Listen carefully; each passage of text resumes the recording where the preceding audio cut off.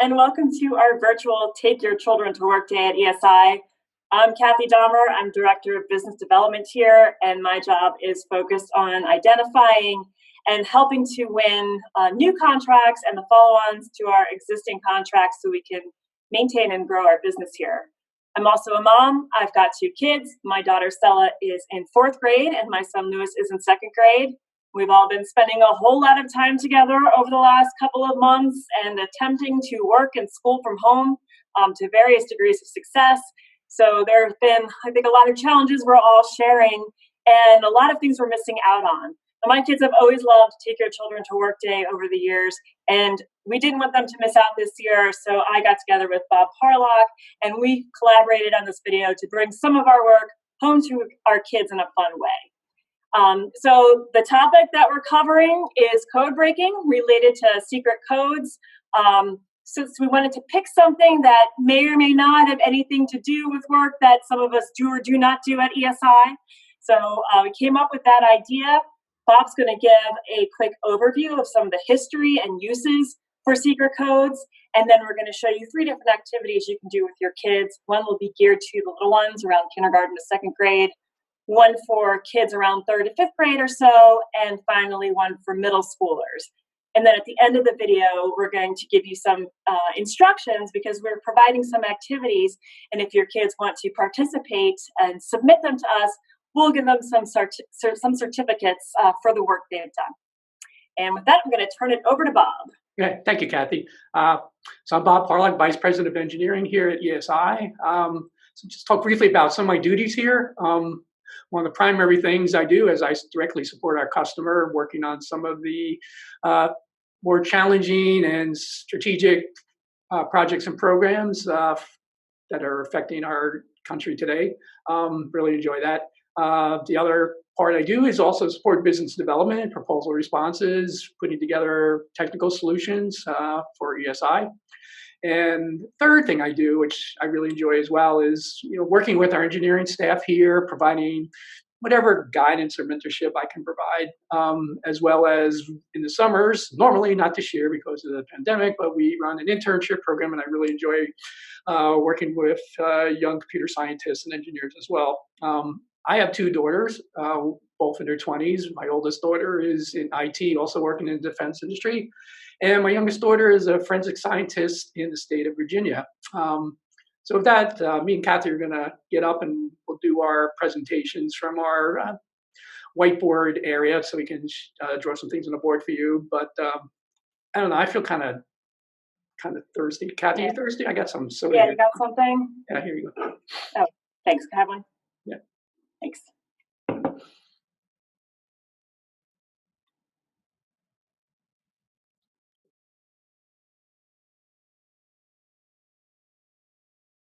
Okay. Hello there. So I want to just briefly go through a history of secret codes. Secret codes have been around for a long time. Actually, the first known code goes back to the time of Julius Caesar. That's about 2,000 years ago. But I wanted to talk a little bit about something a little bit more current and relevant to maybe what you study in school, or will study in school in the United States, and that is the use of codes during times of conflict or war. And also I want to talk a little bit about how codes are used maybe a little differently than just changing letters around. Some examples I will go through and kind of give you an idea of how different things were used. During the American Revolution, George Washington needed to have some information about what's going on in New York, which was a central place for where the British troops were coming in with their troops and their boats and supplies. And so he organized this group of civilian spies, known as the Culper Group, and the Culper Group had put together this thing called the Culper Book, which was really using numbers to represent words. So, for example, 771 represented George Washington, and 331 represented the word lady, which represented the only female in the Culper Group, known as Anna Strong. And she had a really special job because she was responsible for letting the other members of the group know there was a message to pick up. So she would hang up on her clothesline a black petticoat, which would indicate I have a message, and then 6 blankets, one of which was red, and its position on the line indicated which code they could go pick the message up from.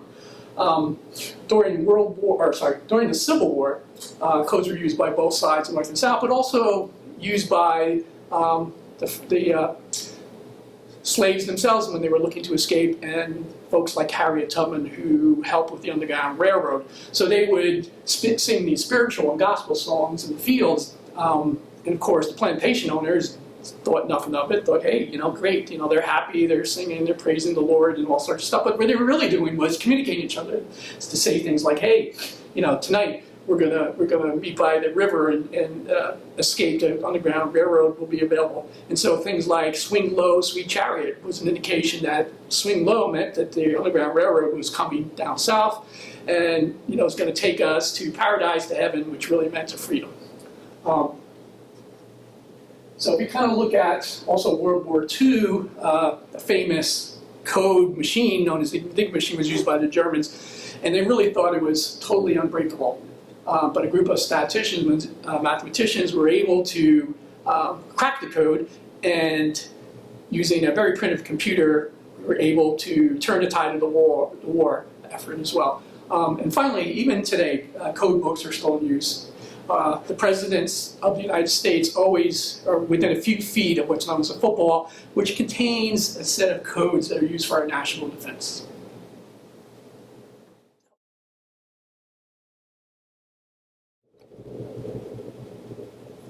Hello.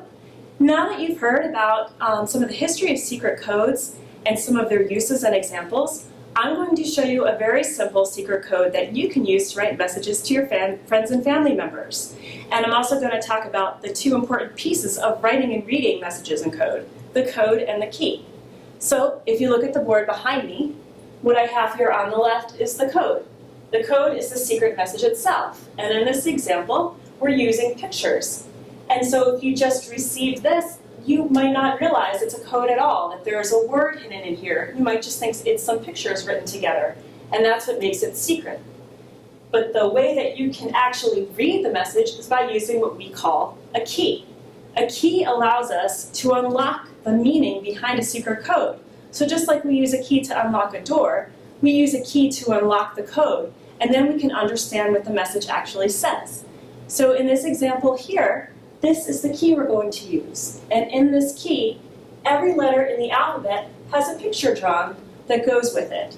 And so, for example, if you wanted to write a message with the letter N, you would use a smiley face.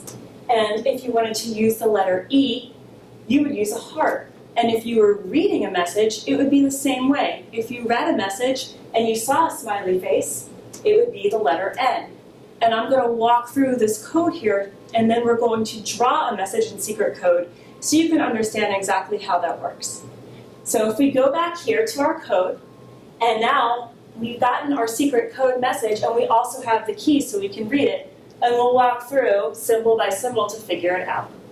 So our first symbol is a flower, and when I look at the key here, I can see that the flower means a C. So I'm going to write a C. And then I see that there's a tree next. And when I look at the key, I see that the tree means the letter O. So I'm going to write the letter O. Next, there's a crown. And looking at the key, I see that the crown equals the letter D.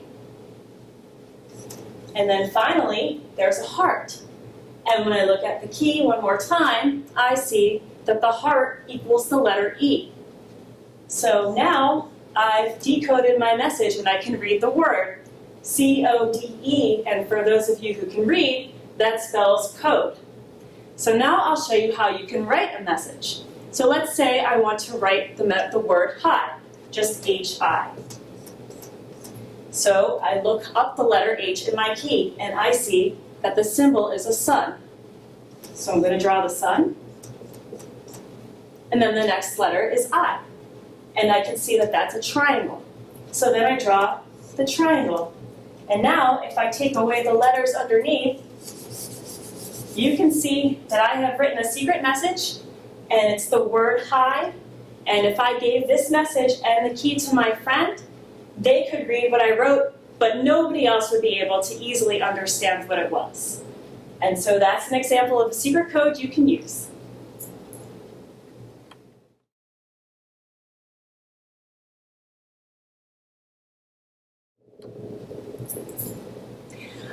so now I'm going to tell you about a secret code called the Pig Pen Cipher. And just so you know, the word cipher is another word for secret code. So if you want to use kind of a cooler word to mean secret code, you could say that you're learning about ciphers because those words are synonyms. They mean the same thing. So the Pig Pen Cipher has been around for a couple hundred years and used by different groups during that time. It's thought to be called Pig Pen because when you look at the shapes in the key that we use to decode Pig Pen Cipher, these marks kind of look like pens you might see, and the little dots in some of the letters could be thought of as pigs. Sometimes it's called the tic-tac-toe cipher. You could probably guess why that is. I'm going to show you how to decode a message written in Pig Pen Cipher and also how to write a message using this code so that you could write your own secret messages this way. And before I get into the code itself, I just want to give you some examples of individual letters so you could understand how we use this key to write the symbols. So the important thing to do is when you pick the letter you're going to write, so if you're going to write the letter S, you're going to look at the shapes that go around that letter and you're going to use that as your code. So for the letter S, you can see that there's a V here that goes around it, and so I would write the letter S just like this. Now if I want to write the letter P, I'm looking at just the part around the P, so you can see that this shape is here for the P, and just as important, there's a dot. So it's really important when you use Pig Pen Cipher that if your letter has a dot next to it, you include that in the code. And for those letters that are right in the middle up here, such as E, you do the same thing. You look at the part of the shape that's around that letter. So if you're going to write the letter E, that would be a square. So those are some examples of individual letters and how we use Pig Pen Cipher to write them in code. So next thing I'm going to do is I'm going to show you this coded message I wrote out for you, and we're going to go through it together and give you a chance. I'll start by decoding the first part of it, and then I'll pause and give you a chance to decode the rest of it, and then we'll see what it says. So as I go through the symbols here, I first look and see that there's a V symbol with a dot. And so if I look at the cipher, I find it here at the letter W. So this first letter is a W. And the next is this symbol. So this is part of one of the tic-tac-toe boards or the pig pens. And I see here that this is an H. It has the same shape and no pig in it. So this is the letter H here. Here's the next symbol. And that would be the letter A. So the shape here that you see is kind of backwards L shape without a little dot is the same shape that surrounds the letter A. And then the next symbol looks like this. When I look over here, I see that the letter T is surrounded by that shape. And so that is the letter T. Okay?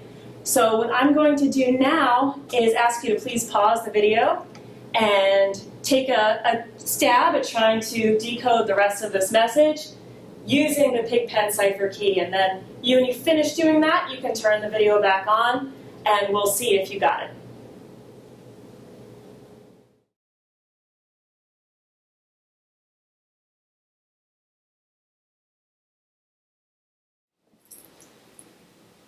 Okay, so how did you do?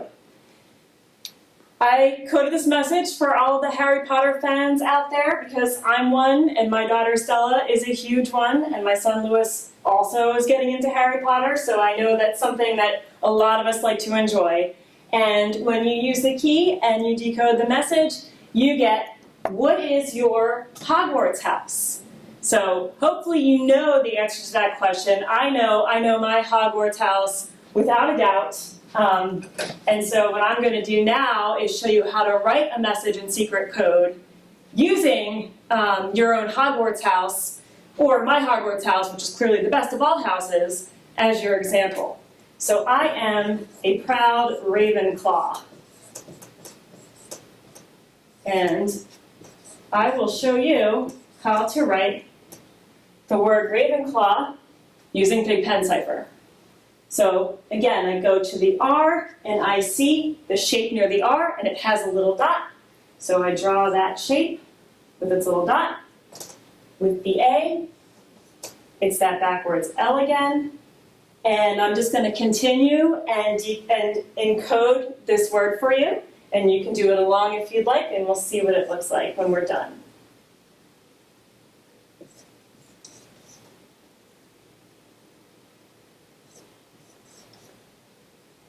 Okay, so I got a C, L,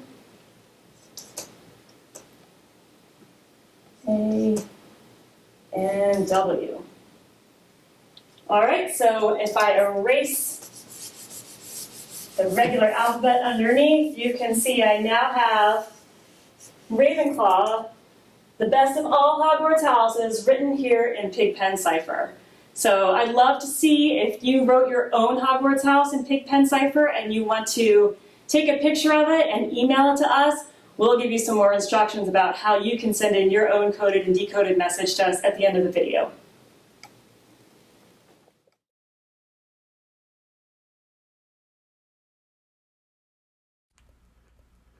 Hi there. So next up, we're going to talk about how you can create your own secret codes and decrypt them.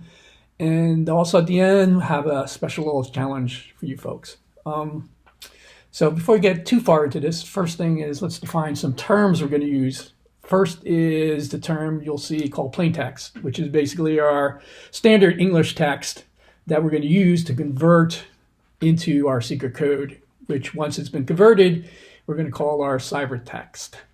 The other term is a cipher, which is really nothing more than a set of rules, or in math, computer science, we would call algorithms that'll convert our plain text into the ciphertext and back again. These rules and algorithms use something we call a secret key. So to get going, we're going to use a cipher called the Caesar cipher, which was used by Julius Caesar 2,000 years ago for his personal correspondence. And it's a very simple and easy to learn cipher mechanism. The bad news is because it's so simple, it's easy to break, and perhaps poor Julius should have used something a little bit more secure, as at the end of the day, things didn't end too well for poor old Julius. If you want more information about Caesar cipher, I have here on the slide a link to the Wikipedia page. So to convert the plain text to ciphertext, we're going to be using the Caesar cipher, and we will be creating something called a cipher wheel. The cipher wheel we're going to create is actually made up of two independent wheels working together. The inner wheel here, you'll see, has the alphabet A to Z, and you'll see that there's a number underneath each of the letters, which corresponds to what ultimately will be our secret, sometimes called private key. The second wheel, we'll call the outer wheel, also contains the letters A through Z. And if you notice above the letter A, you'll see a dot. That helps us align the outer wheel with the inner wheel and the secret key. Okay, so let's walk through the steps of creating our paper cipher wheel. And by the way, your parents have all the materials necessary to create the wheels. So after you cut out the circles, you want to place the smaller one in the middle of the larger one. And then put a pin through the center of both circles so you can spin around in place. And if for some reason you don't have a pin or you don't have a place to safely push the pin into, you can just leave it and move it with your hands. It's fine. So we now have a tool for creating our secret messages with the Caesar cipher. So when you're done with creating your paper cipher wheel, it should look something similar to what I have here. If for some reason you're unable to create a paper cipher wheel, on the next slide I'll walk you through how to access one that's online.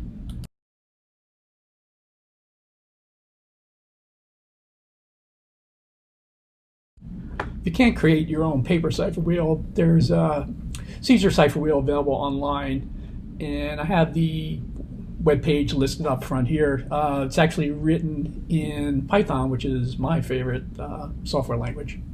So spin the wheel around. You want to click on it with the mouse and then move the mouse cursor around until the key you want is in place and everything's lined up right. And then you click the mouse again to stop the wheel from spinning. What I suggest you do is, if you're going to do it this way, go to the site, do it a few times till you get the hang of it. And also, it's probably a good place now to pause the video and either get your paper cipher wheel in place or practice with the virtual cipher wheel a couple times if you feel comfortable.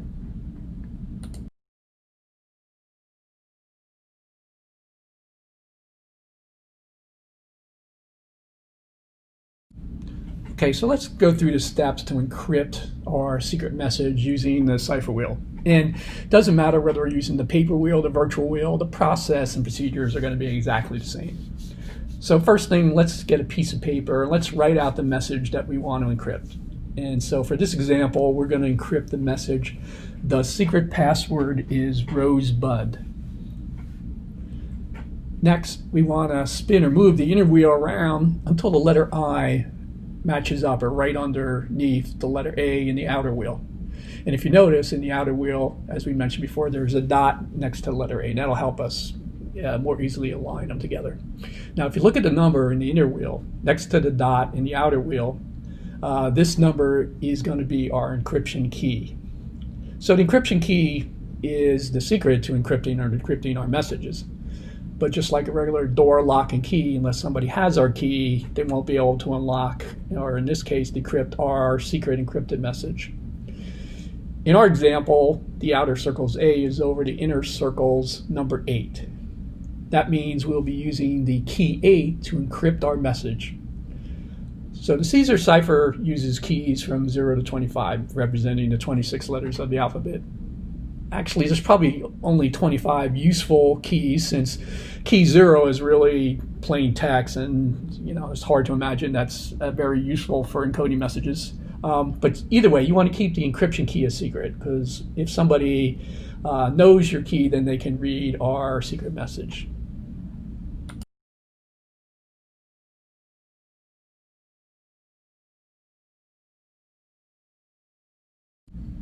Okay, so to get you going, I'm going to walk you through the first couple of examples of mapping the plain text letters to the ciphertext letters. So for each of the letters in a message, we will find where it is in the outer circle, which is going to represent our plain text, and replace it with the lined up letter in the inner circle representing our ciphertext or encoded message. So the first letter is the letter T, which is the T and the. So we find the letter T in the outer circle. So once you found that, and we look up the lined up letter that's underneath it in the inner circle, we'll see that this is the letter B. So in our secret message, we will always replace T's with B's. And if we were using some other encryption key besides 8, then the T's in our plain text would be replaced with a different letter, of course. The next letter in our message is H, which when we look at the letter underneath H from the outer wheel to the inner wheel, we see it turns into a P.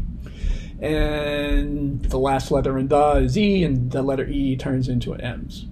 So when we have encrypted the entire message, we've transformed the secret password as Rosebud to the gibberish text that you see on the slide. Now, you can send this message to someone, or you can keep it written down for yourself, and nobody else will be able to read it unless you tell them, or they figure out the secret encryption key, which in this case is the number 8. So each letter on the outer wheel will always be encrypted to the same letter on the inner wheel. So you can save time. After you look up the first letter T, for example, in our message, you see that it encrypts to B. You can replace every T in the message with B. That way, we only need to look up the letter once. At the bottom screen here, you'll see letter by letter, and you can validate this and check it against your encoding to make sure that you encoded it correctly. And it's worthwhile to go through it once or twice to get the hang of it.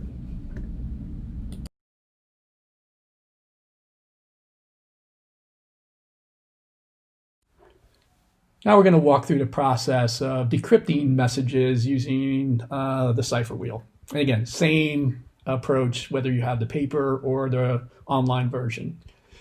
So to decrypt ciphertext, we're going to go this time from the inner circle to the outer circle. So in this example, let's assume we receive an encoded message, a ciphertext from one of our friends, and it contains the gibberish text you see on the slide. Well, we won't be able to encrypt it unless we know the key, or unless you're a clever code breaker, which, by the way, you will be by the end of this section. And your friend has decided and let you know that she's going to use key 15 for each of the message she's going to send you. So to go about this, we line up the letter A on the outer circle. That's the one with the dot above it, over the letter on the inner circle that has the number 15, which in this case is the letter P. So if we look at the first letter in our secret message is I. So we find I on the inner circle, and then look at the letter next to it on the outer circle, which in this case is the letter T. Then following through, the W in the ciphertext or coded message will decrypt to the letter H. So one by one, we can decrypt each letter in the ciphertext back to the plain text. And we get the message, which is the password is no longer Rosebud. The new password will be Swordfish.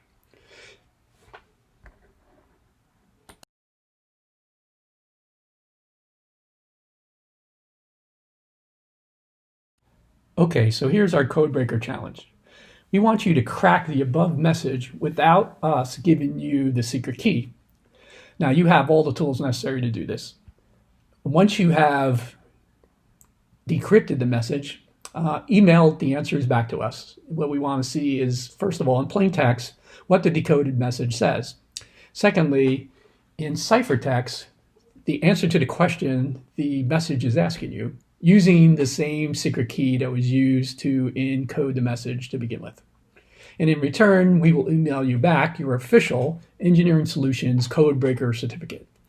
And here's a hint how to go about doing this. In the English language, there are certain letters that are much more frequently used than others. You can imagine, for example, letter Z is not used as maybe as often as letter A or E. And I'll give you a hint. The most common letter used in the English language is the letter E.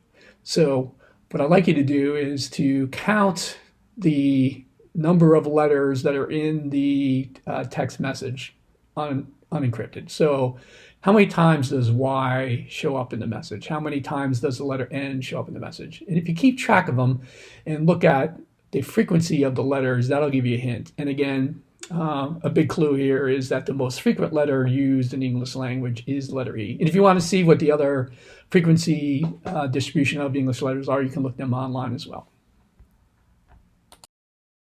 All right, that's it. So thanks so much for watching. If you've enjoyed this video, we've emailed some activities out to your parents so that you can continue to write some secret messages using the codes we showed you and maybe some other things as well. And we've also included some challenges for you to do. If you want to do those and email your answers back to us, we'll be happy to provide you with a certificate of award for being a code breaker. And your parents have that email information, have the email address and all the information already sent to them, so you can just ask them for that when you're ready, and we would love to hear from you. Yes, and again, thank you for participating. Hopefully next year we'll be able to do this in person, but hopefully you enjoy the presentations and the history and some secret codes. And that's it for today. Hey, Kath, kind of hungry. You got anything, snack or anything over there? Yeah, no, that sounds good. Okay. Yeah. Peanut, I like it.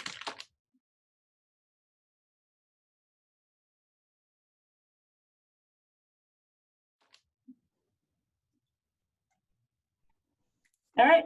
Right? Did I have a record actually? We'll see. Come on over.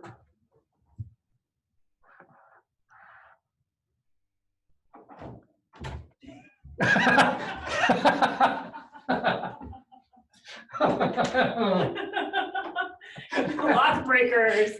Right. Oh, I'll show you how to pick a lock. Funny. Too bad we didn't have a camera for that one. Man, I'm thirsty. You thirsty, Captain? Yeah, a little bit. You got anything? Yeah, I got some. Here. Thanks. You know, we shouldn't be sharing this during a global pandemic.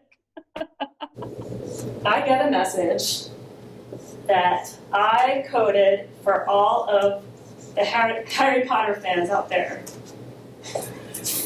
We can start at the point where I say pause it, right?